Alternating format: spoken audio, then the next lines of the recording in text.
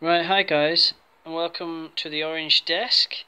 So today I wanted to show off my Mauler Fiend magnetization. So this is a standard one, and I think most people are sort of doing this kind of thing these days.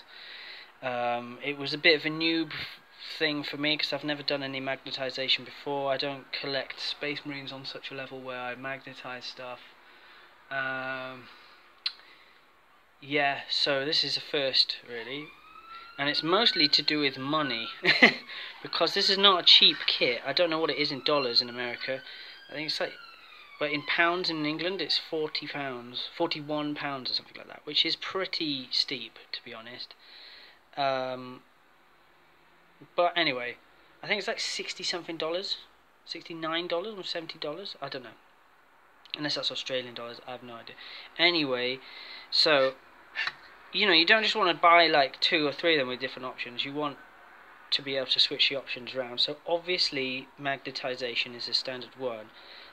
So we'll start with the Mauler Fiend is what I actually originally wanted. But I realised I could magnetize bits to make it into a Forge Fiend as well.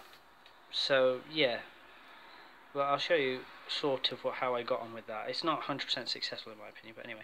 So basically you got your standard Mauler Fiend. I probably shouldn't have put him on the base. I haven't painted it yet, so I'm going to have to spray paint the bottom bit grey and then cover it over with tape it up, and then spray the rest black for base coat. Do something like that anyway. We'll deal with it. So anyway, it's a pretty cool model. I love this model. It's why I wanted to get it. It's also the rules for it are pretty ridiculous. Although probably 8th edition is about to come out and like just destroy all the units that I've just bought. But whatever, that's life, isn't it? Anyway, so it's standard. It comes with magnet cutters. Now what I did is, obviously you can see a magnet in there. Let me get that in focus. Yeah, there's a magnet there. And Hellcorrect's channel, props to him because he said, oh, you should mark the sides for polarization, and that was a really useful tip because it was fiddly, I have to admit, but they fit snugly in there. I think I bought 1mm by 4mm magnets, and they're super cheap. 1mm, and they're so strong. It's amazing how strong they are for such tiny magnets. 1mm by 4mm, they fit perfectly in there. So yeah, so they're in there, and that's where you would actually glue the magnet cutters or the lasher tendrils in. So with magnet cutters, they just, they just pop in like that. You can angle them whatever you want like that. It's kind of spiderish.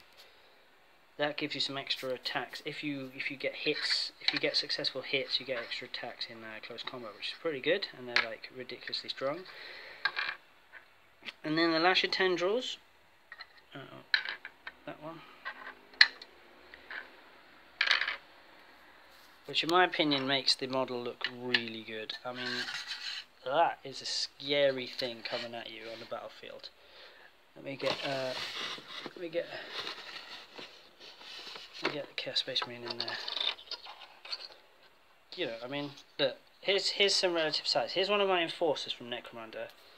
He's like a non-GW stand. I think he's sort of to scale human-wise. Like, imagine the size of him compared to the size of him compared to the size of that beast. Like, yeah. So there you go, guys. That's the Mauler Fiend. Now, the second thing that I wanted to do was to make it into a Forge Fiend just to save money. But so what I did was take the extra legs from the there's extra legs there, and no, that's the wrong one. The extra legs, and they plop in there like that, which allows me to then, this is probably not going to work on camera because they flop down a bit, add the extra gun in like that. So now, okay, it looks like a Mauler Fiend from the front. It still got power fists, but he's also got the Hades autocannon there.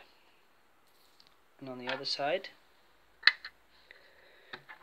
and I've done the same with the ectoplasm cannons. Oops, they're not. Yeah, that's it. It's a bit offline because it was very difficult to get the symmetry right. But it's a beast and it will be moving always, so you know, make up some. So now he's got the gun, so I can technically say